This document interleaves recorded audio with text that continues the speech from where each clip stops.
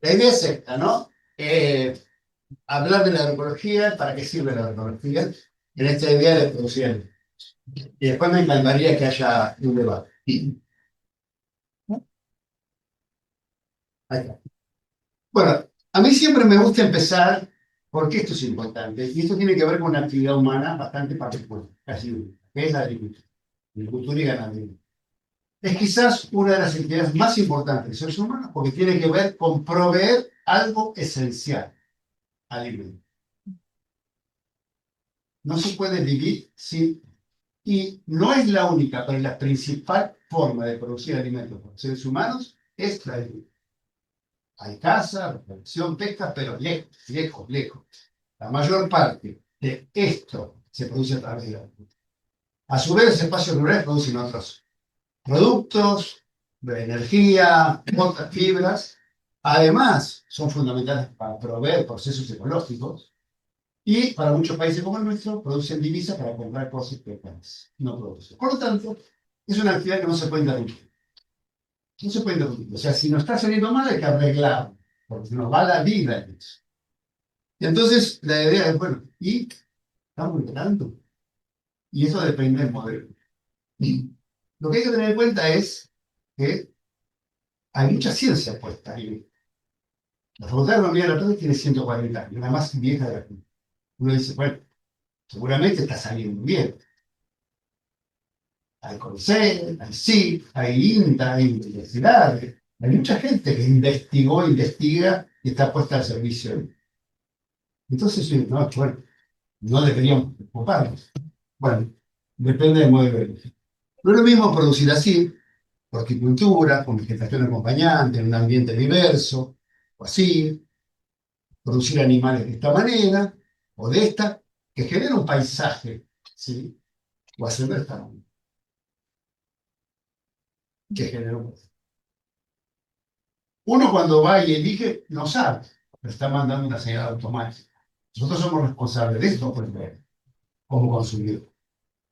Entonces nos preguntamos, bueno, ¿y cuál es el paradigma que vigente?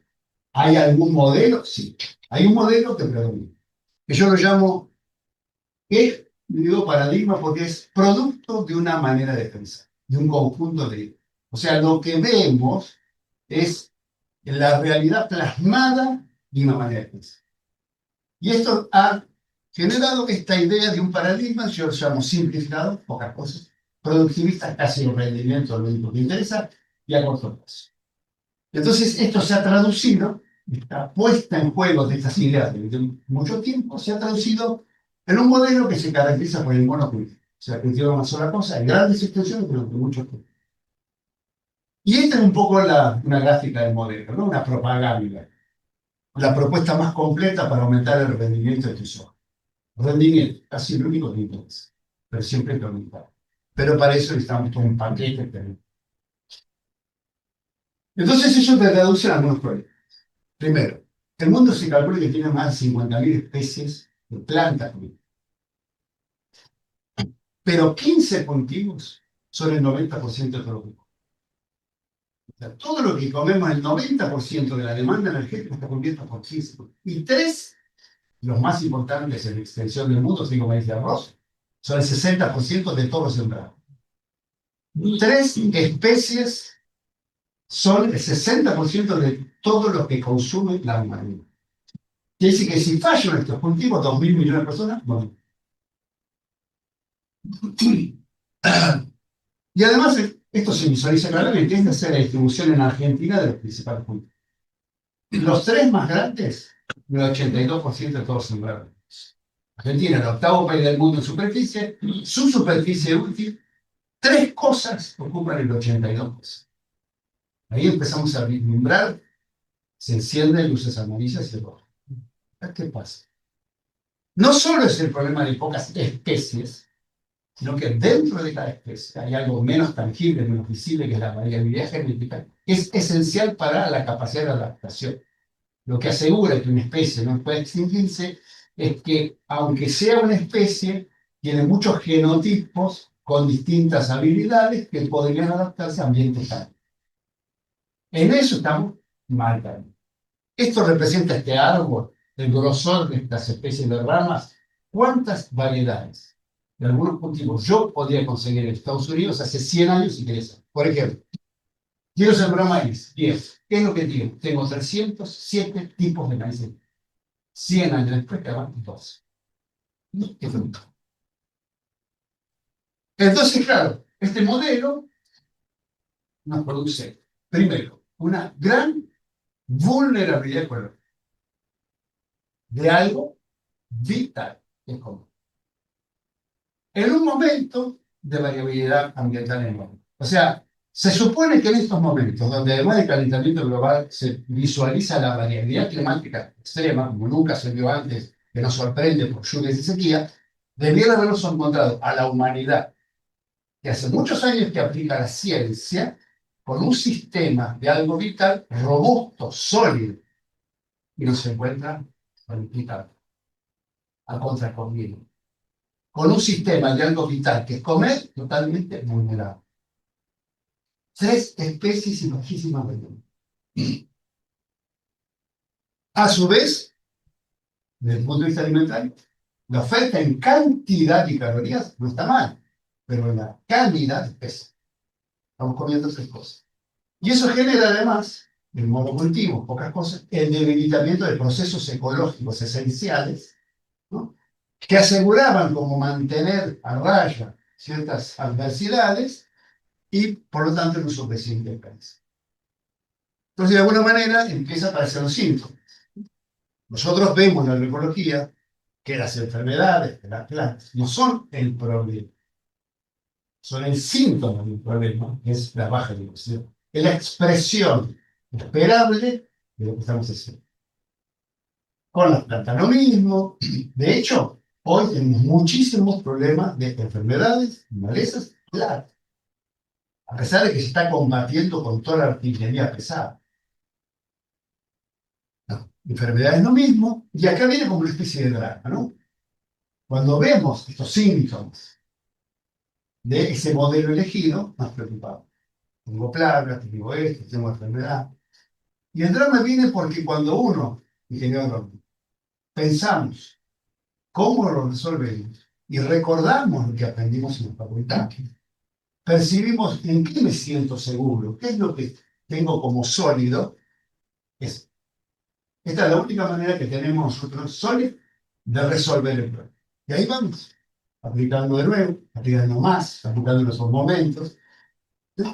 Y de hecho, esto empezó a visualizarse. Pero no es una percepción, una sensación. Con datos oficiales de la Argentina, nosotros en el año 95 usábamos 73 millones de kilos o litros, según sea cuando sólido líquido, en el país. En el año, según CASAFE, 2012 pasamos a 37, ya CASAFE no dio más cifras, pero el INTA, en un estudio que hizo, publicó en el año 2022, fue el primer documento luego de 50 o 60 años de existencia del INTA, que hablaba de fitosanidad. Ese es el nombre. Reconoce que estamos en 500 millones. 12 litros por persona. Todos los productos, todos. Estamos en imperativo. Y esto tiene consecuencias, ¿no? Dice, bueno, está bien, pero esa batería que les combustible funciona, lo hemos logrado. No, empezó la resistencia también. Verás, obvio que iba a ocurrir esto con un poquito de conocimiento de evolución, ¿no? Y así yo aplico siempre lo mismo, en grandes cantidades, de alguna manera estas poblaciones que sí tienen variabilidad genética, van a ir modificando la frecuencia génica para que las formas resistentes predominen. De hecho, es lo que ocurre. Pero fíjense qué interesante, no sé si el texto, cómo se percibe en el mundo más clásico de la agronomía ese problema, las plagas mutantes. O sea, el problema no somos nosotros, son esos bichos indómitos que a la noche cambian, como X-Men, de los de araña, mutantes. O sea, no estamos logrando entender, ¿cierto? No es que el bicho se volvió mutante, es la variabilidad genética que hizo que seleccionaran. Somos nosotros y no los bichos. Es la técnica nuestra y no esta naturaleza. Con la maleza lo mismo. O sea, es un problema gravísimo. Y fíjense qué novedad. ¿Cuándo empieza la resistencia? Cuando se usa masivamente el glifosato. y se dispara. Quizás en la Argentina el problema más grave que tenemos hoy son las malezas resistentes y su aparición frecuente en el biotipo. Se calcula 4 por año. Hay millones de hectáreas ya de yuyo colorado, por ejemplo, 20, 25 millones de hectáreas. Entonces empiezan las consecuencias sobre la producción de alimentos. Yo estoy aplicando esos 500 millones de litros, no es raro que empiecen a aparecer en el producto que como. Como está reconocido aquí, que las peras, no es que cada pera tenga esto, pero que en general las peras pueden contener 34 tipos diferentes de peras. En Brasil pasa lo mismo, o sea, no es un problema argentino, ¿eh? Fíjense que poroto, el poroto que es un típico de la dieta brasileña, el 90% se está cortando. Y empieza también sobre otros ecosistemas, ¿no? Empezamos aquí a ver que el mundo silvestre se afecta por lo que hacemos en el mundo rural. Cosas que nosotros tiramos en nuestra parcela de maíz termina generando la muerte de un pez que vive en otro mundo. ¿Cómo ocurre? O los sábados se meten en el maíz de noche y no nos dimos cuenta. O lo que estamos tirando en el maíz, creyendo que queda ahí, termina en el mundo silvestre, afectando y matando. Pero hay muchísima información. Es un modelo ecológico inviable y lo que estamos percibiendo socialmente es decir, la sociedad que nos paga los estudios, que paga las universidades, nos está diciendo, eso que usted estudió, eso que yo le pagué, por favor, hágalo a 1000 metros del pueblo. Porque no toleramos la manera en que ustedes tienen de resolverlo. Acá hay dos maneras de ver qué sensible está la sociedad, según lo que algún economista hizo la cabeza, o reflexionemos para modificar este modelo que tenemos, para hacerlo más socialmente posible. Además es un modelo, no solo ecológicamente complicado, lo estoy haciendo corto, ¿no?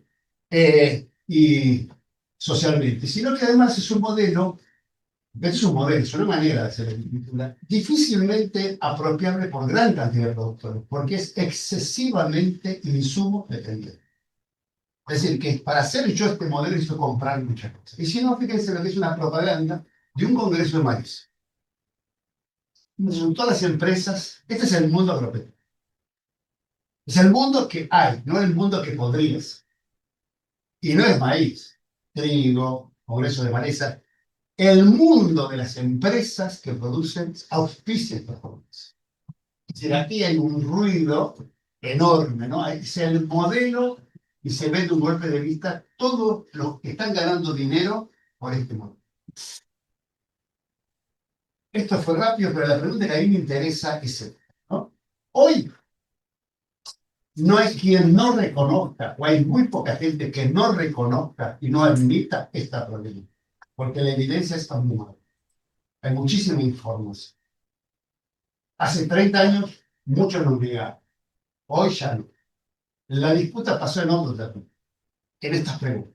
Bien, ok, reconocemos, ya está. Hay gente que lo niega, pero ya es minoría. La pregunta es, ¿por qué ocurrió esto? O sea, ¿por qué nos pasó esto? ¿Por qué, siendo esta una de las actividades humanas más vitales, no se me ocurre pensar en otras de ese nivel de vitalidad? Se puede decir sin teléfono, para gente joven. Nosotros diríamos sin teléfono, no sin teléfono, sin teléfono. Acá estamos, ¿no? Se puede vivir sin automóvil, se puede vivir, pero no se puede vivir sin comer. Y esta actividad es la principal productora de alimentos. Y tenemos ciencia hace muchos años. ¿Qué nos pasó? O sea, ¿cómo ocurrió esto? ¿Cómo pudo ocurrir esto? ¿Dónde fallamos? ¿Dónde está la falla? ¿O dónde fallaron? ¿No? Entonces la gran pregunta es, y acá viene, estos problemas que estamos viendo, se deben a pequeños desajustes, pequeñas externalidades, errores, daños colaterales de un buen modelo. Es decir, lo que estamos viendo es un buen modelo, el único posible. Las universidades también formamos bien gente. Nuestros técnicos, técnicas que investigan lo hacen bien. Las instituciones que investigan lo hacen bien, tienen buenos objetivos, evalúan bien sus investigadores. Generamos un buen producto y están arruinando el productor. Ese es el problema. El problema es la aplicación del modelo. Es eso. Y les tenemos que decir, tengan cuidado, apliquen sin viento, cúbranse. Esto es, el problema es este, son desajustes de un buen modelo. Y acá viene algo para reflexionar, estamos en la universidad. ¿Cuál ha sido nuestro rol? El rol de las instituciones educativas y de y el de nosotros. Y acá viene la verdad. Este modelo se ha hecho a pesar de todas las advertencias señaladas por universidades, UNICEF, SIC, Chacra, o siguiéndolo. Sin duda que no se puede. Sin duda. Entonces, ¿cómo pudo? ¿Cómo pudo ocurrir que nosotros científicos señaláramos, propiciáramos, fomentáramos, enseñáramos este modelo? Y de hecho, la mayor parte de todas las facultades de la UNED, somos más de 40, sí, sí, y en Latinoamérica igual. ¿Cómo pasó? ¿Cómo sucedió? ¿Dónde está la falla? ¿Dónde está el error? ¿No? Si es que uno, entonces, esto me gusta preguntar, porque creo que la universidad tiene que cumplir el rol de autopreguntarse cosas. Entonces, si es así, si es un problema técnico, se arregla con más tecnología. Tranquilo que es un problema de eficiencia y por lo tanto se va a arreglar con drones, agricultura inteligente, biotecnología, nanotecnología. Esta es la agricultura del futuro. Y mucha gente cree que sí, es un problema de eficiencia. No, no, hagamos eficiencia, por ejemplo. Si yo logro, en vez de aplicar con una máquina, indiferentemente en una hectárea, un herbicida, yo puedo mapear las zonas donde hay más malezas y liberar más nitrógeno. Es esa la solución. Incluso fíjense, si uno pone ahí la inteligencia artificial, imagínense la inteligencia artificial. Este animal, ningún ser humano, es un robot. No es ser humano, todo ordenadito arriba, y con esto se resuelve mágicamente el problema. Y mucha gente está convencida. Y por eso se queda tranquila. En algo vital que comer. Y realmente. Pero también podemos preguntarnos si debemos, si no será que lo que estamos viendo son las consecuencias lógicas, el derrumbe, el colapso de un modelo equivocado, de una concepción errónea, demasiado simplista de lo que es la agricultura como ciencia y los sistemas agrícolas. Esto es lo que creemos. Por lo tanto, no se arregla con más tecnología. No se arregla dentro del mismo andarivel por ser más eficiente. Es un cambio total, profundo, una revolución conceptual de lo que es la ciencia aplicada a la revolución industrial. Y creemos que hay un paradigma agotado y difícil, o sea, una concepción, un conjunto de ideas equivocadas y difíciles. Y acá es interesante esto, un conjunto de ideas ideológicas. ¿Por qué? Porque el crecimiento de la agroecología ha motivado discusión dentro del mundo agropecuario, dentro de las cuales hay quienes consideran, señalan, desprecian la agroecología, diciendo que la agroecología ha traído ideología y que por eso es algo malo. Yo respondí que era cierto, pero la agroecología trajo ideología para reemplazar otra. Creer que este modelo, por ser, entre comillas, científico, no tiene ideología, es una ideología. Entonces, no es que un modelo impoluto de una ciencia pura va a venir a ser reemplazado por un modelo con ideología, es una nota. Nosotros venimos con una ideología para reemplazar otras ideas que creemos que condujeron a este modelo. Entonces necesitamos otro modelo, otro paradigma, desde donde podamos recuperar e integrar las otras dimensiones. ¿Qué es esto de la dimensión? Lo que estamos viendo es que entre las dimensiones que se podrían buscar de la producción de alimentos, económicas, ecológicas, socioculturales, ha existido un excesivo énfasis en el rendimiento y el rentabilidad. Ese excesivo énfasis en el rendimiento y la rentabilidad descuidó otros valores que hoy estamos añorando, lo social, lo cultural y lo ambiental. Hemos deteriorado eso por el excesivo, y pongo excesivo porque no es que esté mal buscar la igualdad. El excesivo, único, casi, descuido. Por lo tanto, ahora tenemos que recuperar esas otras cosas. Es lo que estamos anhelando, lo que nos pide la sociedad y el ambiente.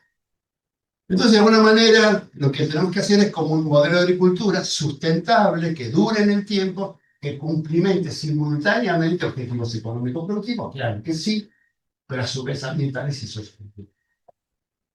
Y ahí viene la agroecología, que es el nuevo paradigma. O sea, la agroecología es la nueva agronomía. No es una agricultura con menos insumos, ni con un producto verde, ni un poquito menos de. Es un andarivel diferente, es un pensamiento lateral. No voy para allá, cambio de rumbo. No hay manera de resolverlo yendo en esa dirección. No es que no mejore si yo hago más eficiente, es que no resuelve el problema de fondo. El problema de fondo es el modelo equivocado. Necesitamos otro modelo. Y acá aparece la agroecología como un nuevo campo que es holístico y sistémico, o sea, global, porque lo otro era muy específico, como sistema, que reconoce saberes locales, o sea, que viene una culpa de la ciencia, que es haber sido excesivamente soberbia y creer que nuestro tipo de conocimiento científico era el único posible. Y por lo tanto, todo lo otro no era conocimiento. Así fuimos formados. Como que incluso ese, entre comillas, conocimiento, saberes, percepciones de los productores y productores era el obstáculo para la buena vida. Todavía debe ser la manera que se forma la civilización. Que la ciencia a veces no puede ponerse en juego porque hay una resistencia en creencias, en cosas así esotéricas, raras, de todos los nombres, que está en manos de los productores y por la agroecología dice, no, acá hay saberes locales importantísimos. Entonces, bueno, la agroecología es una revolución. No es solamente menos tóxico ni nada. Es una revolución conceptual. Y rediscuta todo, la investigación. ¿Cómo se hace? ¿Quién la hace? ¿Cómo se genera el conocimiento? ¿Quién lo genera? ¿Quién tiene? ¿Qué es? La extensión de la educación. Y claro, empezamos a ver, o me interesa discutir con ustedes, que este cambio no es sencillo, porque por lo menos tiene algunas novedades que hay que incorporar. Uno es la sustentabilidad, yo llamo, es la idea de proyección en el tiempo. O sea, en el curso que estoy dando, uno de los cosas que mostré es que datos ya de INTA muestran que toda la región pampeana hemos perdido fósforo, potasio, calcio, azufre. O sea, que nuestra generación se comió los suelos, literal. ¿Cómo pudo? Y hoy los suelos están en una situación productiva muy inferior a la consulta. Es decir, nuestra generación se excedió en el lucro por no reponernos. Ganamos más dinero del que moralmente deberían por no haberle dejado a ustedes el campo en las mismas condiciones que dejó. Nosotros podemos alegar que no lo sabían. Ustedes ya. O sea, pero esto es, entonces esta idea ya tiene que estar omnipresente. La idea no es posible ahora diseñar una tecnología, mirarla si no la proyecto 50 años. Mirá, acá hay un modelo de campo, espera, a ver, vamos a hacer, ¿qué pasaría si está 50 años funcionando? Primero, esto no es fácil. Segundo, la complejidad. Hemos entendido que ese mundo donde dividíamos el mundo real en pequeñas fracciones que estudiábamos separadas y luego intentábamos unir, funcionó para publicar papers, pero en realidad todavía no lo entendí. Son dos cosas totalmente diferentes. ¿No? Lo que, la deuda es comprender la realidad. ¿Por qué? Porque nuestros desarrollos tecnológicos basados en informaciones parciales y experimentales que parecían exactas desde el punto de vista científico, con un test de Turing del 0,01, fracasaron totalmente cuando extrapolamos al mundo real. Es decir, que esta fue una ilusión. Nunca los controlamos. Por lo tanto, bienvenido a la comunidad. Si desarmamos demasiado, no vamos a entender. Era fácil, pero no era así. Y asociado con esto viene otra cosa más difícil, la incertidumbre. Nosotros creímos, fuimos formados que la incertidumbre se podía eliminar con repetición y con exactitud. Que era un error, que era un ruido, bien. No, la incertidumbre es parte. Es fea, pero es fea. Es como la Matrix. Hay que tomarse la pastilla roja y ese es el mundo real. El mundo real es entender que es imposible eliminar la incertidumbre por la complejidad socioambiental ecológica. de los sistemas agropecuarios. Y que lo único que vamos a hacer es manejarlos en niveles tolerables de incertidumbre. Cuarto, otra cosa que también es novedosa de alguna manera, es la pluralidad de valores. No existe un buen maíz, y yo no digo para qué. Nosotros fuimos formados en que llegaba el momento, cuarto, quinto año, llegaba cereal, la materia que todos queríamos, ¿no? Y el profesor decía, bueno, hoy voy a explicar cómo se hace un buen maíz. Y todos te preguntaban, esperen, ¿para quién? No, universal. Anotábamos todo lo que había que hacer y después salíamos y claro, después un buen maíz puede dar 10.000. Encontramos un producto de 5.000. Automáticamente era un proyecto frustrado del modelo ideal. Porque el modelo era 10.000. Intentábamos que llegara a los 10.000. ¿No? Bueno, hoy reconocemos un enorme. A lo mejor ayer fuimos a un tambo. ¿No? Y ese tambo, ¿cuál era la idea que uno prevalecía cuando iba a ver un tambo? ¿No? Decía, bueno, una vaca buena, de alta genética, puede dar 30, 40 litros de leche por día. Entonces, si yo iba a un tambo y me encontraba con eso, qué buen tambo. Iba a otro tambo que daba 20, no, este no es un buen tambo. Pero claro, lo que hay que entender es que una vaca que da 40 litros no come lo mismo que la res. Entonces, la vaca de 40 litros necesita comprar alimento, no puede alimentarse con los pastos que tiene. Entonces, a lo mejor un mejor modelo para otro productor es una raza más rústica que no requiera comprar alimento. De hecho, en el campo que fui ayer, eso es lo que estaba haciendo, había cambiado la raza para bajar la demanda. Y se pierde ahorita, pero gano tranquilidad, etc. Pero eso es ir contracorriente. O sea, la pluralidad de valores es muy difícil también de aceptar. Entonces es necesaria una transición. Necesitamos una transición. ¿Por qué? Porque como es algo vital, posiblemente no podemos decir, listo, lo abandonamos. No, no, hay que hacerlo de otra manera. Necesitamos diseñar los sistemas agroalimentarios con otro modo. Entonces, ¿aquí qué buscamos? Bueno, ya no hay recetas, sino grandes lineamientos, una producción eficiente a largo plazo, bajar el riesgo, eso es fundamental. No tanto rentabilidad o productividad, sino estabilidad, que produzca alimentos de forma inocua, segura, lograr soberanía alimentaria. O sea, no puedo yo tener sistemas productores de alimentos, algo tan vital, que dependan, tanto regionalmente como a nivel país, de cosas que el país no produce. Eso es un riesgo. Conservar los bienes comunes, que dependa menos de insumos, dependa menos de conocimientos foráneos, hacer uso eficiente de energía. Y acá viene como el gran secreto, que es, yo puedo no reemplazar un producto, un plaguicida peligroso por otro menos, sino que puedo ir más allá. Es como pasar la película al revés. Si nosotros decimos que de la enorme variabilidad que había, ¿no? Cuando empieza la agricultura, la hemos reducido a tres cosas que son el 80-90%, creo yo, esa disminución de la variabilidad genética generó una merma, un debilitamiento de muchos procesos ecológicos, que fueron sustituidos por insumos. Como este insumo es intolerable social y biológicamente, lo que hay que hacer es pasar la película al revés y reconstruir niveles de biodiversidad para fortalecer procesos ecológicos que hagan una menor demanda de eso. ¿Se puede? Sí, totalmente. Sí. ¿Es fácil? No. ¿Se está enseñando en las universidades? No. Pero se puede. Necesitamos una alta biodiversidad biológica y cultural. De alguna manera recuperar, tanto para tener alimentos variados, como para tener, ¿no? Esto, ¿no? Que es esta fauna benéfica que de alguna manera está asociada a la diversidad. Nosotros no lo conocemos mucho. Bueno, uno puede estudiar y sorprenderse de la capacidad de control que tienen, ¿no? Los pulgones, por ejemplo. Los pulgones. Pulgones es una plaga que seguramente lo conocen. Bueno, este es un depredador de pulgones. Y su hijo, que es una ninfa también. 100 pulgones por mes. Estaba dicho. Terrible. ¿Eh? Muchísimos de acá. Y, por ejemplo, ¿no? Estas, que son microhimenópteros, que parasitan pulgones.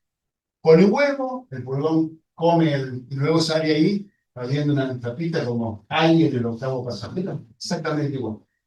Entonces digo, yo quiero tener esto. ¿Y qué come ese bicho? Pulgones. No, no, no. El hijo sí. Y está la hembra. Néctar y polen. Si yo tengo néctar y polen para ofrecer, lo voy a hacer. Seguro. Eso es fácil, claro que es fácil. Hay que creer. Bueno, están estos también. También están estos grupos, yo. súper abundante. Bueno, yo necesito poder saber en un campo, poder leer, no si están estos grupos, sino si están las condiciones para que. Eso es lo que ayer fuimos a ver. Otros grupos, como hicieron. O sea, todo este mundo siempre existió, estuvo oculto, ahora hay que potenciar. Lo que llamamos control biológico por conservación. Es decir, no es que nosotros vamos a detectar cuál es el mejor enemigo natural de una región, seleccionarlo y criarlo para liberarlo. No está mal eso, pero hay un paso más allá, porque a lo mejor eso es con uno. Yo puedo generar los ambientes necesarios para que esté. Y están los ambientes. O sea, que manipular de manera tal de propiciarle las condiciones, ¿no? Entonces empiezo a tener claro, empiezo a cambiar la visión. Esto tiene que pasar de maleza a reservorio de biodiversidad. Es lo mismo, pero lo tengo que mirar con otros ojos. ¿Por qué? Porque mucha gente que tiene esto lo utiliza. De hecho, el placer es la limpieza, el tipo de departamento. O sea, qué limpito, qué limpio. Bien, hay una estética institucional. Hay que reconstruir estética. Incluso esto, ¿no? Que empieza a usarse, son corredores de biodiversidad. Antes que eran malezas. Ahora se empieza a llamar. Y incluso una de las premisas también que aumentar la biodiversidad no solo puede mantener las plagas controladas, sino otro aspecto, que es puede rendir, producir más, ¿no? Pero fíjense este ejemplo. Esto es un artículo, ¿no? Donde un productor, cacao. Dice, bueno, yo hago cacao. Lógico, ¿cómo hago? Lo clásico, solo cacao. Alguna parcela de cacao, como el maíz, alguna parcela de maíz.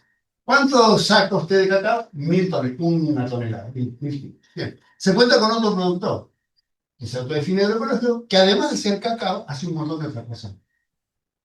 Ahí está, café, cúrcuma, banana. Y diálogo. Entonces, ¿vos qué haces? No, yo hago cacao, mi lindo. Bueno, yo me pasé a la agroecología. Ah, ¿y cuánto te da el cacao? 500. ¿Te das cuenta? ¿Por qué no sirve para nada? Sino, yo no solo hago cacao. Además, hago todo lo demás. Y la suma me da más del doble. El tema es que tendemos a comparar el rendimiento de una cosa con una cosa cuando el objetivo ya cambió. Y es tener producción diversificada. Lo otro que es fundamental es esto, entender que si necesitamos biodiversidad, diversidad biológica en el campo, esta está totalmente asociada a la diversidad cultural. Nadie siembra lo que no conoce. Se pierde el conocimiento, se pierde el individuo biológico, ¿no? Por lo tanto, tenemos que reconstruir, recuperar, valorar esos conocimientos locales de los biodiversidad, que han permitido, por ejemplo, en México que haya tantos maíces, ¿no? O calabazas, o esto que son los quelites, que son todo lo que crece espontáneamente dentro del cultivo de maíz, que se come y se consume. Si yo no lo como y lo consumo, para mí es un yuyo que elimino. Entonces acá aparece lo fundamental, que es la cultura, el conocimiento, como motor de la diversidad biológica. Bueno, para los frijoles o por otros, como lo llamamos nosotros, todo esto existe en México porque se consume.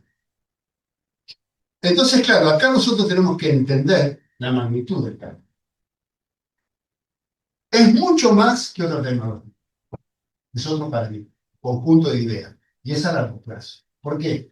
Porque la agroecología no pretende coexistir con el otro modo, lo que permitiría etiquetar un producto como diferente. La única manera que yo pueda vender un producto agroecológico es que exista el economía. Es el que le da entidad y valor. Pero esto no es lo que... Este es el mientras tanto, porque somos minoría. El objetivo sería que no se etiquete ningún producto, porque la única manera de expresión de alimentos sería la más racional, que sería la de. Y que sí habría que etiquetar porque tienen plaguicidas, que sería lo lógico. Hoy los alimentos etiquetados no son los sanos, son los que tienen exceso de. Y sin embargo, para la agroecología hay que etiquetar lo bueno. Evidentemente, que es un mundo al revés, ¿no? Entonces necesitamos reemplazar un mundo por otro para conservar la biodiversidad. Entonces ahora viene la otra pata. Hay una pata que es la productiva, o sea, sistemas con más biodiversidad. Pero para que ese mundo pueda existir, necesitamos que esa biodiversidad sea consumida. Si un productor decide en vez de hacer 3 cosas, hacer 20, pero seguimos comprándole 3, un solo año. Entonces, la regla es nuestro rol, de todas las personas que somos consumidores, que vamos a elegir. Y nuestra elección es tenemos que demandar la elección. Nuestro hábito de consumo, ¿sí?, es fundamental. Necesitamos crear conciencia para fomentar y proteger este modelo. Hay que entender que elegir tiene sus consecuencias. Y yo digo, la elección moldea paisajes. La elección, nosotros, moldea paisajes. ¿Qué comemos? ¿Qué y dónde consumimos? ¿Sí? Hay que entender que las comidas, sus recetas locales, imagínense un loco que tiene 1000 recetas posibles, o empanadas, son, por un lado, la consecuencia de la diversidad que existe en el campo. Yo no puedo comer un poroto que alguien no haya comido. Pero por el otro lado, son el motor y la razón de que alguien lo cultive. Es un ida y vuelta. Yo no puedo en una receta poner algo que alguien no, que no exista en el mundo biológico. Pero la elección mía, ese guiso de la abuela, es el que da entidad para que cuando yo veo en el campo ese yuyo, entienda el valor que tiene. Desaparece la receta de la abuela, eso es útil. Así que aquí hay como un ida y vuelta, ¿eh? La región, México, ¿no? La comida típica es la tortilla, el maíz. Hay tortillas azules, verdes, amarillas, anaranjadas. ¿Por qué hay maíces azules, verdes, amarillos, anaranjadas? Y hay maíces azules porque la gente come tortillas azules. Acá hay un ida y vuelta. Y como decía, elegir tiene sus consecuencias y moldea paisaje. Si yo compro este tipo de alimento, estéticamente impecable, cosméticamente perfecto, sin ningún bichito, individual, incluso con envoltorio plástico, en estos centros, quizás traído de otro país, este es el paisaje que estoy envolviendo. Es automático la persona. No importa si a usted no le gusta esto, usted es el responsable de este modelo, que es el que se necesita para ese producto por millones de litros de pesos. Si usted compra en este tipo de negocio, producto, y compra variado, de cercanía, diversidad y cultura familiar, este es el paisaje que se está moldeando con otros seres que coexisten y seres humanos. Entonces ahora ya terminamos. Esto es una revolución. Somos minoría, por ahora. Entonces, ¿hay dudas? Sí, claro que hay. Mucha gente dice, a eso yo le llamo fatalismo, ¿no? Pero eso que usted dice, si fuera tan bueno, es lo que se haría. Como lo que predomina no es lo que usted dice, que dice que no se puede hacer. Entonces, yo llamo fatalismo paradigmático. O sea, el hecho de que no exista le hace creer a usted que no es posible. No tiene nada que ver. Cuando yo era joven, si a mí me decía que iba a haber un teléfono, que todo el mundo iba a tener, que no iba a tener cable, si yo miraba mi teléfono negro con un cable grueso allá, yo podría haber dicho, mira, pero si eso que usted dice es posible, yo veo que lo que tenemos es que dice que no es posible. Sí fue posible, o sea, no tiene nada que ver, pero a mí me lo han preguntado muchas veces. No debe ser posible porque no es lo común. Por eso hay duda, hay esperanza. ¿Es posible? Entonces acá viene la verdad. Porque hay mucha gente que dice, nos morimos de hambre si empleamos la vida. Eso no existe en ningún análisis científico, ¿no? Entonces, ¿es posible a escala planetaria? Entonces, digamos, bueno, a ver, no lo sabemos. Hoy la agroecología puede ser entre el 3 y el 5% de todos. Somos la minoría, o sea, no sabemos. Y no podríamos esperar hacer el 80-90% de todos los sistemas para contestar la pregunta. Entonces, dice, ¿cómo podemos hacer? Bueno, podríamos preguntar a la inteligencia artificial. Y pues, entonces yo le hice la pregunta. ¿Qué pasaría con la producción de alimentos mundial si se empleara como modelo de cultivo la agroecología? Y me contestó esto. Estas son textuales, ¿eh? Adoptar la agroecología como modelo de cultivo a nivel mundial podría tener varios impactos positivos.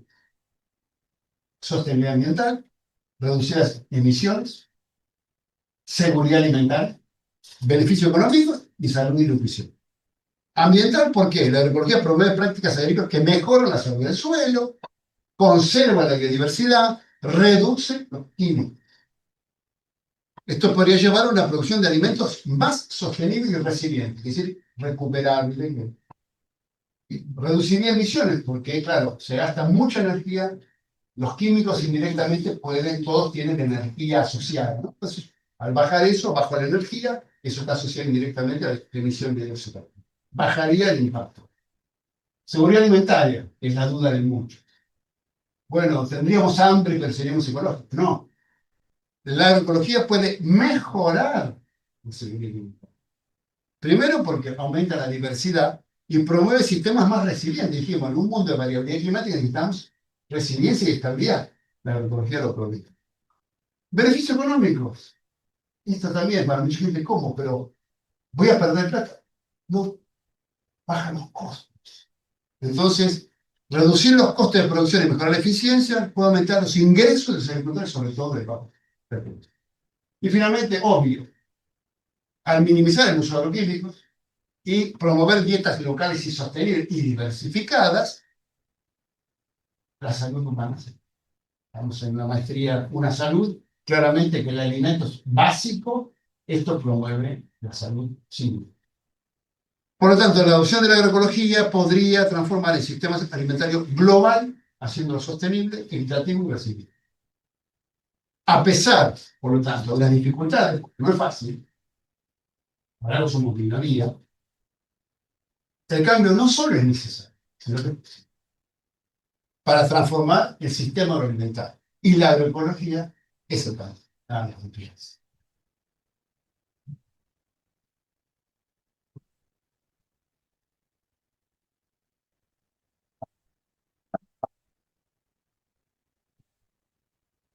Se dice alta velocidad. Alta velocidad, todo bien. Bueno, abrimos ronda de preguntas. Lo que hacer una consulta a Santiago, preguntarle sobre algo abierto en el espacio.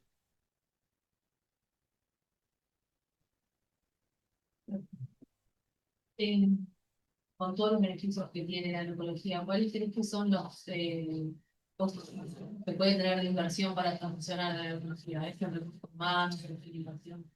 Bueno, el recurso humano es fundamental. O sea, no te diría costo, Sí, no, bueno, ¿cuál es la mayor inversión? pero podríamos decir cuáles serían los impedimentos que yo veo. O sea, es claro que alguna traba hay por la cual no somos una mujer, ¿no? Nosotros, nuestro grupo de investigación, siempre nos hemos preocupado por eso. O sea, si somos tan buenos, ¿por qué no somos? Hay un montón de razones. Para mí, mucho tiene que ver con el capital simbólico, el prestigio. Eso muchos productores te dicen. O sea, es muy fuerte. Una vez estamos en Guamilí, ¿no? Guamilí, en la localidad de Provincia de Buenos Aires. Fue muy importante, ¿por qué? Porque ahí llegó en un momento una restricción municipal, como en muchos lugares, de aplicar plaguicidas. Eso está motivando que la gente que cayó en esa superficie se replantee, como no puede, ¿no? No nos une el amor sino el espanto. O sea, como no puedo, ¿cuál es la alternativa? Independientemente del origen de la pregunta y la preocupación, aparecen aquí. Y esta gente apareció. Entonces, claro, se preguntaban eso y empezaron a cambiar. Y nosotros fuimos con un grupo nuestro, la facultad, primero un mes de la agroecología, y estuvimos con estos productores y hicimos un ejercicio y les preguntamos para ellos cuáles eran las trabas. Y ellos dijeron el qué dirán.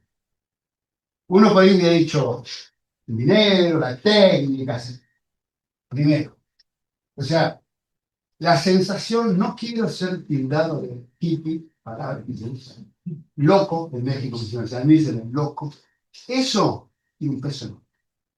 A veces uno dice, no, es un problema de técnica. No, para primero averigüemos, ¿no? No presupongamos de que es algo, y eso es muy. O sea, pensar que son 60, 70 años de un modelo que todo el mundo destaca, que el rendimiento, productores se encuentran, hiciste maíz, ¿y cuánto sacas? 8.000. Ah, yo digo. Es así. Los ingenieros agrónomos, ¿no? Ingenieras también, nos contaron que ellos, con después de la charla, decían, no, claro, lo que pasa es que a nosotros, asesorando, los que asesoran, dice, nos medimos la importancia por las hectáreas que asesoran. Yo asesoro 20.000 por 10.000, yo me siento primero, ¿no? Entonces, Ese es el mundo real. A uno le parece que no, eso hay que tener en cuenta. Entonces, eso es uno de los principales problemas. Después el otro es el conocimiento, no se sabe, somos minoría. Y el otro problema que hay, que las recetas que funcionan no son extrapolables, porque no hay receta. El problema es que nosotros estamos formando de manera que queremos, la necesitamos, dependemos, porque nuestra formación es esa, haber creído. Si vos tomás un bidón de glifosato, tiene un marbete universal. No te dice, espere, ¿para dónde lo va a comprar? Que tengo acá el de Torquís, acá. No, no, es el mismo, glifosato, la misma dosis para todo el mundo. Bien, la gente se acostumbró a eso y va a un campo de color y quiere copiar la receta del campo de color. Entonces es más difícil. Eso también es otra clave. Y después que, como te digo, las universidades, hoy, en La Plata, se creó la primera cátedra de agroecología obligatoria, de la cual soy el profesor titular, tiene 25 años. En Azul existe una cátedra de agroecología. Eduardo Requesens, nada. Todas las demás tienen cátedra de soberanía alimentaria y agroecología, que son espacios extracurriculares, diciendo, bueno, este es el mundo real, si vos querés jugar, hacete tu espacio, pero el plan de estudio está acá. Esa es la realidad. Pero vamos a ganar. O sea, para mí no hay ninguna duda. O sea, estamos en la minoría, estamos rompiendo las bases, cada vez hay más gente, cada vez. Y hemos logrado muchas cosas simbólicas. Por ejemplo, para cualquier persona, un producto agroecológico, lo sepa que es mejor que el que ese es un triunfo. Entonces, vos me preguntás, las trabas son esas. Y a veces que no se sabe hacer. Entonces, ¿qué pasa? Yo puedo empezar a hacerlo y no me sale bien. Pero no hay que atribuir eso a que, entre comillas, me pasé a la agroecología. Es que lo estoy haciendo mal. No es culpa de la agroecología, sino de que yo lo estoy haciendo. Y otra cosa que te comento, que nosotros también estudiamos, por ejemplo, el mundo más hortícola, yo, a veces para poder pegar el salto muchos productores hacia la agroecología, se dan dos cosas. Una, que se nuclea, como fue en Guamini. Porque solo no me animo, pero si somos un grupo, ya me siento protegido. Dos, a veces son las mujeres las que... Esto mi compañera estudia ese tema de género que hemos estudiado, dice, ¿por qué? Porque, entre comillas, la mujer tiene permiso para que no se espera de ella, entonces se lanza, pero el varón no. El varón hasta que no ve que por ahí la mujer le va bien, no se mete. Entonces, en muchos casos son las mujeres que se lanzan a hacer experiencia, qué sé yo, y resulta que a veces cuando empieza a funcionar bien, van los varones. Entonces, esto es súper interesante porque es todo como una gran novela, donde todo empieza a ocupar otros roles, otros valores. Entonces, eso te diría yo que sería como los inconvenientes. Bien, damos lugar a Julieta Suncini, que es una pregunta desde La Pampa. Hola Julieta, ¿me veis? Sí. Sí, hola, buen día. Hola, buen día. Bueno, está muy bueno escuchar profesionales de la agronomía que se animen cada vez más a hablar de esta temática. Yo escuché la otra pregunta que tiene que ver con los costos. No siempre hay que pensar los costos solamente desde la variable económica. Creo que uno de los mayores costos es el político, es el de ver de qué manera se pueden, digamos, hacer huella en aquellos sectores que el capitalismo va abandonando, va empobreciendo. Digo esto ¿por qué? Porque obviamente que hay fuertes resistencias entre quienes hacen agronegocio, digamos, a nivel escala macro, las empresas agropecuarias transnacionales, etcétera, y ellos nunca van a adoptar, me da la sensación, y esto es mi opinión personal, un modelo agroecológico porque los objetivos, y yo había puesto un poquito en el chat, los objetivos de cada modelo son diferentes. Entonces, si vos tenés el objetivo puesto en la acumulación de capital, eh, te vas a quedar como esa máxima, en esa máxima, y no vas a mirar esto otro que creo que promueven los modelos agroecológicos, que es cómo generar producción a partir de la supervivencia humana en el mundo, junto con las demás especies con las que convivimos. Ya hemos pasado por modelos que, si bien no se llamaba agroecológico, apuntaba a los mismos efectos, ¿sí? Que era potenciar la biodiversidad, vivir en un ambiente mucho más sano, y todo lo que sabemos de la agroecología. Creo que por ahí podría ser interesante pensar la agroecología en función de los destinatarios y destinatarias. Se podría trabajar, me parece, fomentando mucho más en quienes son minifundistas capitalizados. Ahí hay, creo, muy buena recepción, y también entre todos aquellos a los cuales el modelo actual pauperiza, es decir, los va descapitalizando hasta lograr que desaparezcan. Entonces creo que podría ser una fuerte, digamos, mirada, pensar en actuar en algo que genera el modelo agroecológico, que es de alguna manera lograr que ya no se sientan tan ahogados financieramente frente al pago de todos los insumos que implica el modelo actual. Me parece que puede ser una estrategia de avance en ese sentido, pensando la agroecología y el discurso y la formación en agronomía hacia este nuevo paradigma, apuntando lo que es esa escala de producción. Digo, es como para repensar los planes de estudio y pensar también entonces para quiénes asesoramos, y es obvio, y coincido con vos en esto de los egos, de pensar, ¿no? Quién obtiene mayor jerarquía dentro de la profesión en función de a quién asesora. Pero bueno, todo es variable. Me alegra mucho haber participado de esta conferencia, escucharles. Por ahí mi sugerencia es esa, desde la antropología. Yo tengo de formación, soy antropóloga, poder plantear esto, ¿no? El tema de pensar la formación en agronomía hacia el tipo de público al cual, no quiero llamarlo clientes, digamos, pero serían las personas con las cuales se trabaja en asesoramiento, y cómo, digamos, podemos alivianar las deudas que genera el modelo vigente, y por qué también es muchas de las razones por las cuales se van pasando los minifundistas a otra forma de producción. Muy exitosa a nivel de la historia de la humanidad también. Si bien no se llamaba, por eso digo, agroecológica, que se fue llamando de otras maneras, es muy exitosa entre diferentes culturas, así que celebro que estés en este camino, y más allá de la comida y de las abuelas, también es muy importante analizar, por ahí para tu colega, si le sirve, el tema de las fiestas populares. Por ejemplo, acá en La Pampa hay una fiesta que pasó a llamarse del trigo y del pan. Entonces uno puede preguntarse, bueno, pero ¿por qué ahora es del pan? Y bueno, porque ¿qué sentido tiene una fiesta que se generó allá por principios del siglo XIX, cuando esas generaciones sí se esforzaban por lograr mejores semillas, mejores rindes, pensando en toda esa sabiduría local y esa selección y aprendizaje sobre sus propias semillas? ¿Qué sentido tiene cuando ahora todas las Perdón, semillas se Rita, venden y son te a través del tiempo? interrumpo, te Sí, interrumpo un segundito.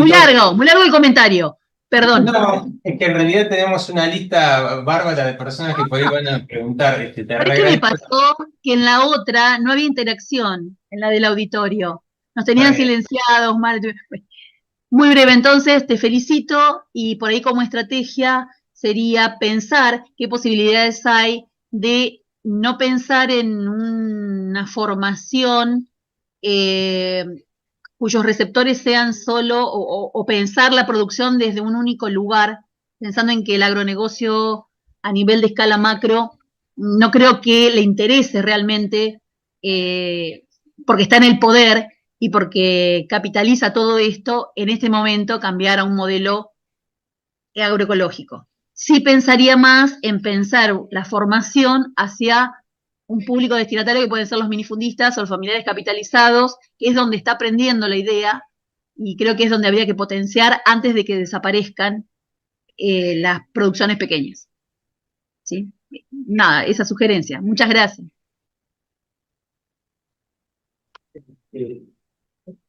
Preguntas. Bueno, sí, levantado la mano. Por allá.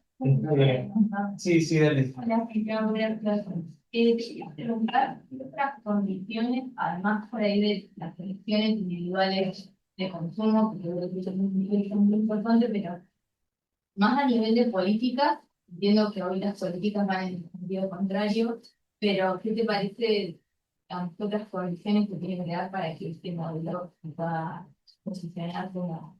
Sí. Bien. En primer lugar, nosotros vemos la agroecología no como algo a imponer. O sea, la agroecología no es la imposición, es la solución. O sea, el mundo agropecuario y muchos productores tienen problemas, no porque hayamos aparecido nosotros, sino por costos crecientes, porque la sociedad mira distinto, porque ya la maestra de la escuela lo mira más porque aplica plaguicidas. Esto ha ido cambiando, los costos aumentan, las malezas resistentes son cada vez más, las plagas resistentes. Entonces, el modelo está colapsado y nosotros somos la fuerza. Entonces, conceptualmente, para mí, primero, yo no creo que valga la pena intentar convencer.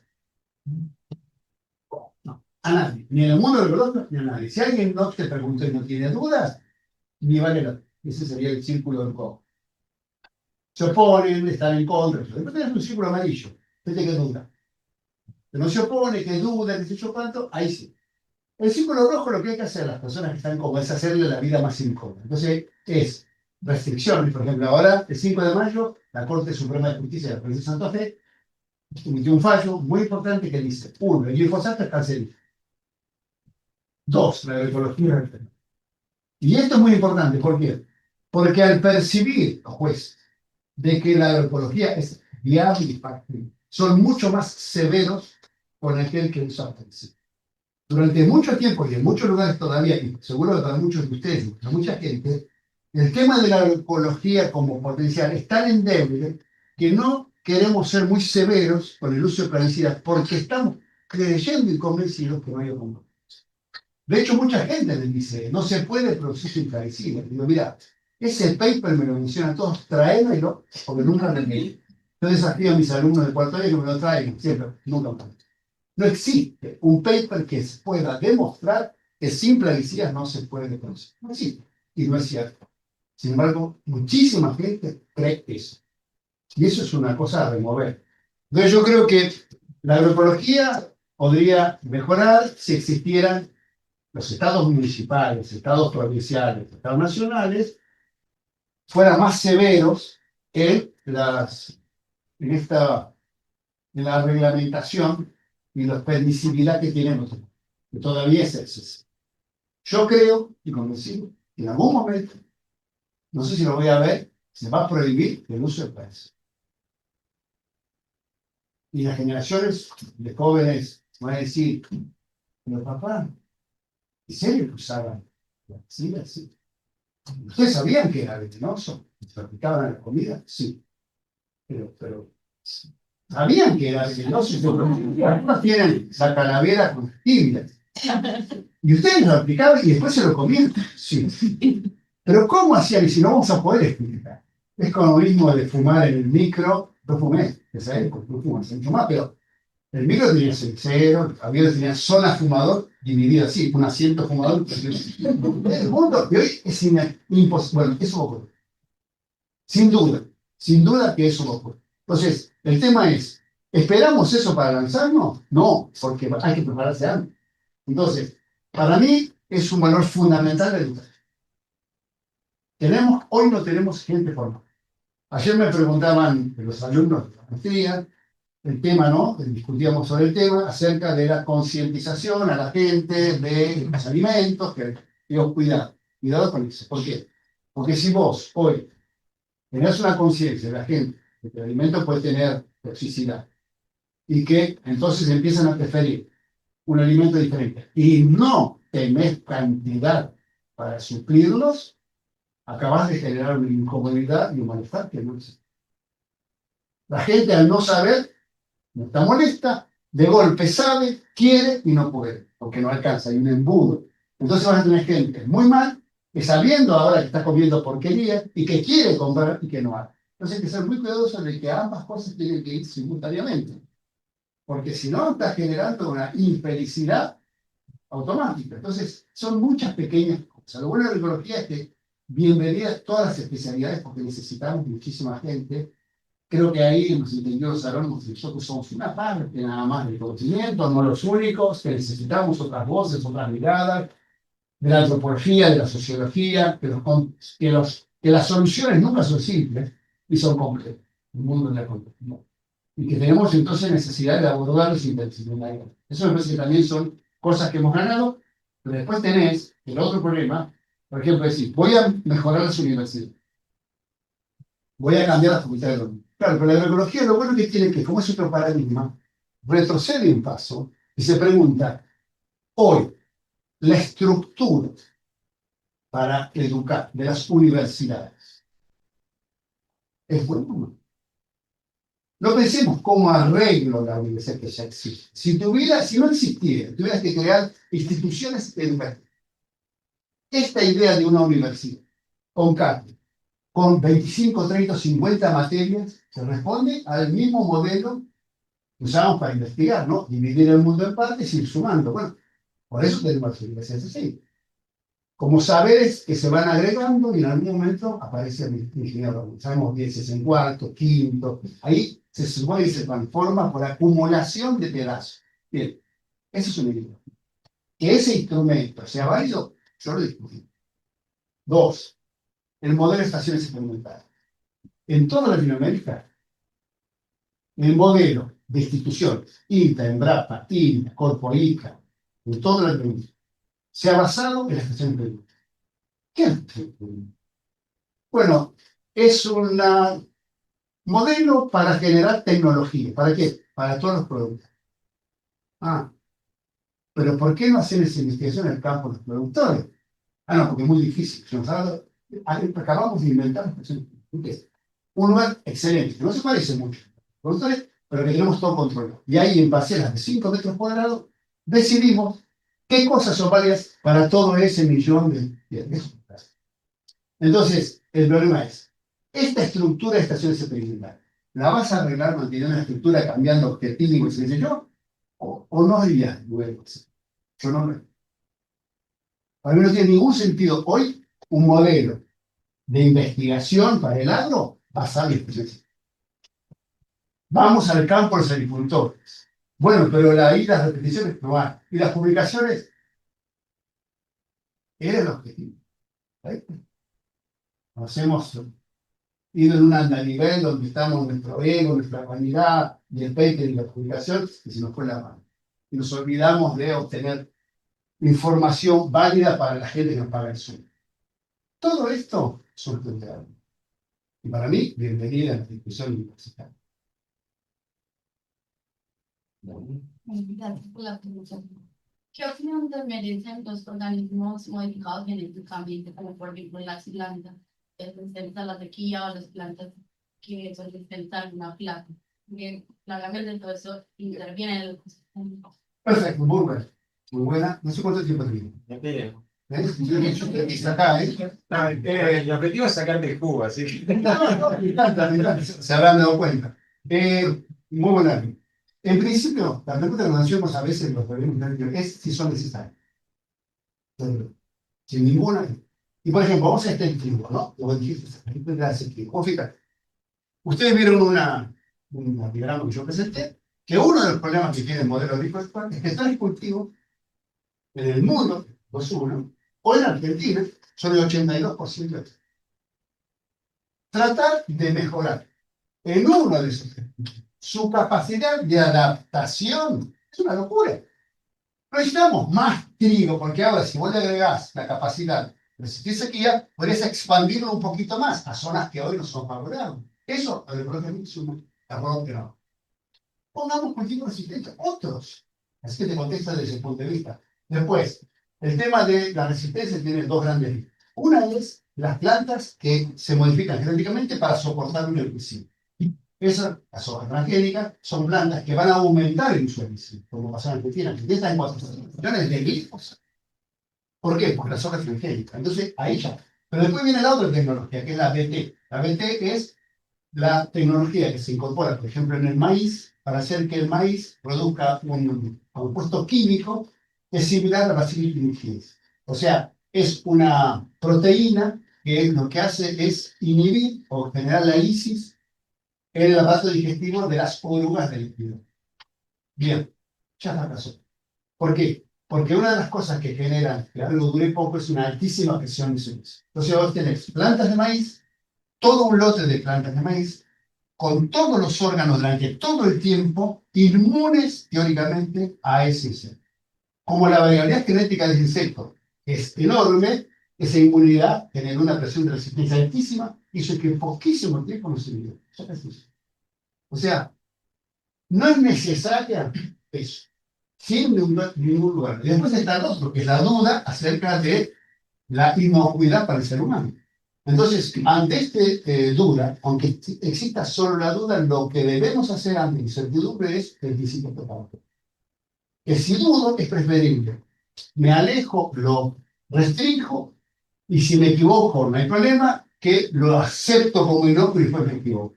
Así que, sin ningún lugar de duda, no hace falta. Bueno, sí, una pregunta. Creo que son letras de la Así que modera, pero hay muchas maneras de marcar. Bueno, dale, Sole. Bueno, gracias por mostrarle y por estar acá. Y yo como que retomo la mirada del consumidor o consumidora, como mamá y como habitante de esta. Siempre, o sea, siento que seguimos hablando del modo de producir, pero no estamos terminando de ponerle fuerza a ese otro motor. Somos nosotros los consumidores.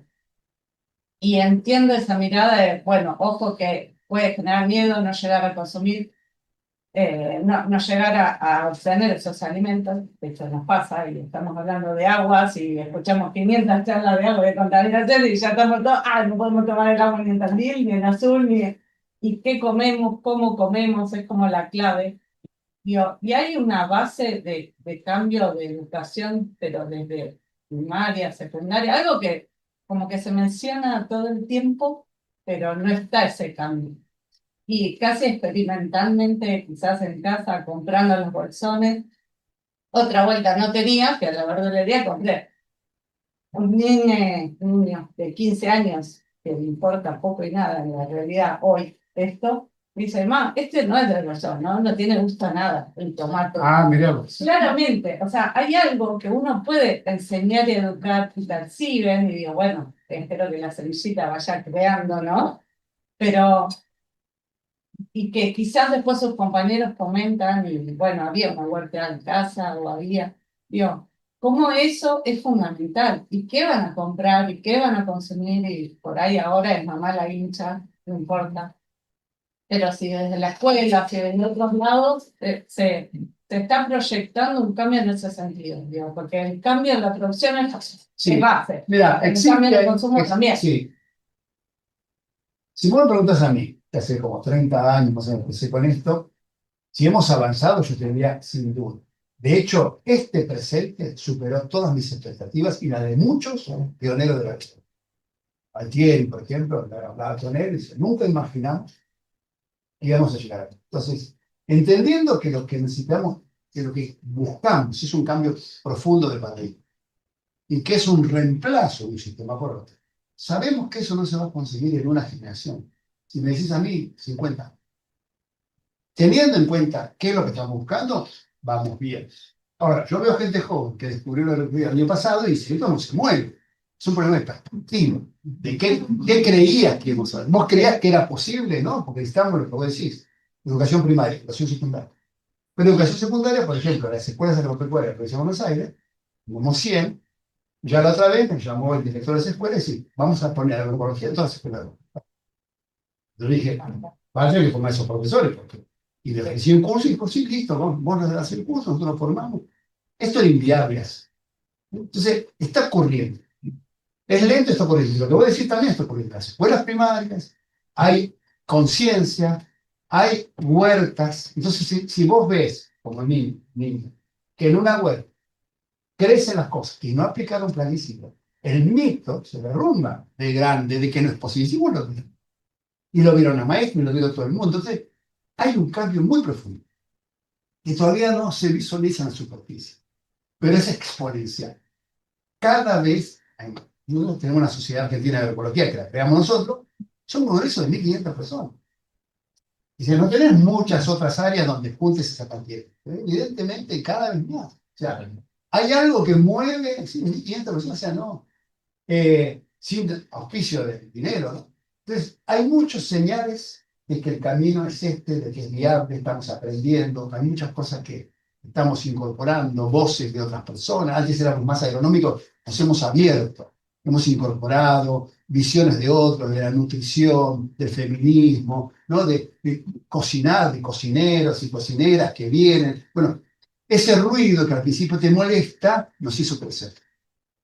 O sea, nos penetró, nos reacomodó, al principio no nos gustó, pero como no estamos cristalizados en una idea, la santa dogma agroecológica, ¿no? La santa inquisición agroecológica, que mantiene un núcleo, por suerte, no somos los mismos que hace 25 años. Hemos crecido, hemos mejorado, nos hemos desestabilizado, dudamos más, y por eso buscamos la interacción. Entonces, el camino yo creo que es bueno, y todo lo que vos decís se está bien. Y la pandemia ayudó en esto de visualizar la calidad del alimento. Este, yo voy a hacer mi pregunta. Me da la mano de Sole. Yo le empecé a comprar un productor agroecológico y me enseñó mucho. Estoy comiendo flores, aprendí a comer un montón de cosas que crecen en mi jardín, como las achiras, por ejemplo. Sí, La verdad. Nos divertimos mucho en casa con todo lo que comemos rarísimo. Pero yo creo que él sabe mucho. Sabe mucho, cada vez que me trae cosas y digo, ¿esto qué es? Le saco una foto y él me dice, está acá en mi página web y yo voy y empecé a apretar a preparar. Ahora, un productor agroecológico como él, lo que veo es que para hacer mucho tiene que estar, como lo decías, al lado, tiene que estar en la tierra, tiene que seguir el curso de su tierra. ¿Es compatible la agroecología con el productor que no vive en su campo? Mira, da buena pregunta. La agroecología reconoce este saber local, incluso desmitifica, porque gran parte del origen de la agroecología ha sido en otros países más tropicales, de ellos, los artículos, los que yo tenía disponibles cuando empecé, no había nada escrito, eran artículos de Altieri que hablaba de las chinampas de México, los guardias de y decías, ¿y eso qué tiene que ver con la realidad pampeana argentina, no? Hay un esfuerzo enorme en decodificar eso, qué sé yo cuánto, pero después creo que ahora estamos entendiendo de que hay como bases conceptuales que se pueden recrear y entonces que ese conocimiento que se destacaba como ancestral, milenario, no necesita, porque acá en la agricultura en la región pampeana tiene 100 años, no hay ese conocimiento milenario, que no es necesario. Con que vos vivas en el lugar, nosotros llamamos conocimiento ambiental local. Vos desarrollás por prueba y error, por adaptación, un conocimiento ambiental local valiosísimo, que tiene que ver con el poder de observación permanente. Sí, esas plantas florecen más o menos, y tal pez, tal ave la visita, y que cuando canta, todo eso para nosotros, los agrónomos anteriores, era desconocimiento, mito, era el ruido que impedía que adoptaran la buena. Hoy la agroecología dice, fuimos muy soberbios, reconozcámoslo, esto es valioso. Lo que no quiere decir que sea inexorable y perfecto, sino que vamos a establecer un diálogo, pero sí, te diría, no es que sea imposible, pero ayuda mucho eso. Entonces, el modelo de la agroecología no sería grandes latifundios donde por teléfono, de hecho, funciona así, manejen la soja porque no hay nada. Ese modelo es inviable. O sea, 20 millones de hectáreas de soja es inviable. No se puede manejar agroecológicamente. El error son las 20 millones de hectáreas de soja. Entonces, el modelo coincido con vos. El tema es, bueno, pero ha habido un éxodo. ¿Cómo reconstruís eso? Porque esa gente no quiere volver, quiere internet, quiere condiciones. Entonces, si hubiera una política, debería tratar de brindar condiciones como para que entre repoblar el agro, pero con buenas condiciones, ¿no? El modelo no ayuda, las megaciudades, o sea, esto no tiene mucho arreglo, pero sí se puede, aún dentro de eso y aún dentro del capitalismo, se puede decir, no hay que esperar a cambiar el mundo para empezar a caminar, hay que caminar ahora como puedo, porque si no te morís antes. Entonces, dentro del capitalismo, dentro de la inequidad, dentro de todo, hay mucho camino por recorrer. Y por lo menos es una vida digna. Mira, ¿moviste? Sí, moví un poco.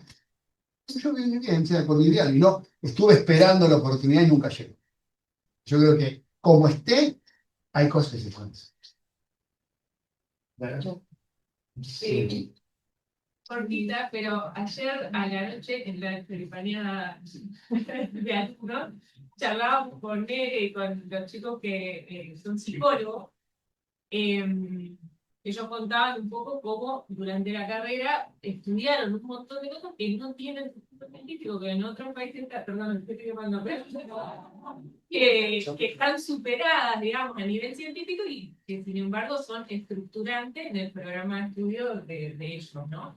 Y vos tenés el recorrido de 30 años de tratar de hacer un aporte en ese sentido a la Facultad de Economía, en tu caso. Entonces, como qué sugerencias o qué consejos nos podés dar de cómo abordar esa situación donde uno ve que una carrera entera está estructurada de una manera está superada. Bueno, es muy difícil. Ahí está. Como docentes de esas carreras, las tratamos de cambiar. Eso era yo. La existencia de la primera cátedra obligatoria de Arqueología en la Argentina, fuera de La Plata, yo siempre tuve claro, no fue el objetivo. Era el medio. Era desde ahí, porque el hecho de que vos tengas una cátedra oficial implica que ya la palabra sea del mismo nivel que en la arqueología, en la arqueología. No pues algo menor. Eso fue muy bueno. Después, tener un grupo que investigue sobre ese tema sin que sea algo más. Nada. Eso fue muy importante. Eso desde el punto de vista de docente que quieras cambiar. Ahora, si vos sos un alumno y estás recibiendo, bueno, yo creo que los alumnos podrían tener la inquietud de aprender un montón de cosas. Y lo que pasa es que ahí yo me encuentro con otro problema de la universidad, que es que se ve dicho mis alumnos. Los alumnos no vienen, no demandan conocimiento. Si voy a decir, mire, la clase de hoy la voy a suspender. ¿Por qué? Yo le dije, ustedes perciben a este curso como una traba a la obtención del título. Somos obstáculos a la obtención del título. Ustedes quieren el título, nosotros somos obstáculos a pasar. No somos el medio de obtener un conocimiento que se refleje en un título. No, ellos no buscan conocimiento. O sea, no demandan conocimiento, no dicen, ese es su problema, ¿no? Entonces, pero puede haber gente dentro de eso que sea contracorriente, que diga, "No, estoy por recibir, siento que mi información no es buena". Bueno, yo creo que ahí hay forma de hacer grupos, de encontrar profesores, pero es un poco complicado. Igual se puede aprender después, yo creo que es eso. Hoy hay muchísimas instancias, hay muchas tecnicaturas, diplomaturas de agroecología que crecieron. Es decir, es extraordinario. Sí. Así que yo te diría que eso sería. Está bueno que el alumno dude, está bueno que el alumno dude acerca de su formación y que busque otras cosas. Después hay otro punto que no siempre. Eso es muy interesante. Yo creo que está bueno tener como cierta estructura de ordenar y separar, pero el hecho de que hay formas de conseguir, que nosotros a lo mejor no las entendemos, que no caería en la categoría científica, no quiere decir que las rechace. Yo te voy a dar otro ejemplo. ¿Cuántos ejemplos? Vamos a la No, de cómo a veces te pasa con productores y qué sé yo cuánto. En Misiones, una tesista. Todo esto parte de una tesis de maestría, ¿no? O sea que parte de esta información está publicada en una tesis. Claudia no sé. Ella trabajó con unos agricultores de Misiones, 5 o 6 hectáreas, qué sé yo cuánto. O sea, cómo se manejaban ahí, ¿no? Entonces, dos cosas me llaman la atención. Uno, cómo combinaban plantas, ¿no? Hay una práctica que son los policultivos, que tiene todo su basamento científico, que dice que ninguna especie por sí sola es capaz de optimizar el uso de recursos en una superficie y que eso con varias especies que comparten diferentes nichos captura más recursos y la suma, como lo que vimos ahí, da más, la suma. Eso científicamente lo comprobado. ¿Cómo hacía esta gente en Misiones? Dice, bueno, ellos sembraban, combinaban plantas calientes, plantas frías. Realmente el termómetro de cuáles son, no. No era esa idea de caliente fría, era otra cosa. Pero no siempre la planta caliente y la fría andaban bien, porque a veces, según la planta que le ponían, la caliente se transformaba en fría, y la fría en caliente. Entonces, vos fíjate el conocimiento que hay. Si vos lo querés filtrar por los parámetros clásicos de la ciencia, no pasa. Entonces, nuestra incapacidad de comprender, sino que ellos tienen un conocimiento inserto. Eso es lo que yo. esta propia gente también, vos fíjate cómo miraba el mundo, ¿no? Había una señora que tenía alrededor de la casa, estamos hablando de misiones, selva, bananos, un montón de cultivos de maíz, zapatos, qué sé yo. En una franja un poquito más amplia, paltas, cítricos, qué sé yo. Y había como tercer anillo, así como que caminando no había nada sembrado. Y yo le pregunto, ¿y acá usted no siembra nada? No, acá es donde viven los otros seres. Los otros seres. Diciendo, su captura de la naturaleza tenía un límite moral y ético que era el espacio que necesitaban otros seres. Jamás esa persona iba a celebrar, porque para ella era inviable. Si va un ingeniero agrónomo, ocupar. ¿Por qué? Porque era inútil. Esto está desperdiciado. Nuestra idea es el desperdicio y hubiéramos arrasado con la biodiversidad. Entonces, a lo mejor ese sistema funciona indirectamente porque existe una cultura como de que hay límites al usufructo que yo puedo hacer. Esa persona no hubiera hecho nunca 20 millones de tareas de soja, sin uso. Y colapsó todo. Bueno, entonces, vos ahí, con la experiencia de primera persona como yo, que no me lo contaron si no lo vi, vos te das cuenta que hay algo que pasó, que no entra dentro de los cánones de la ciencia pura y dura, pero no por eso es especial. Entonces empezás a caminar en un terreno de cenagoso, de incomodidad, de incertidumbre, te das cuenta, es el camino. Después tenés tu mundo científico, y yo, pero que eso no hay que despreciar, ni que es valioso. Eso es lo que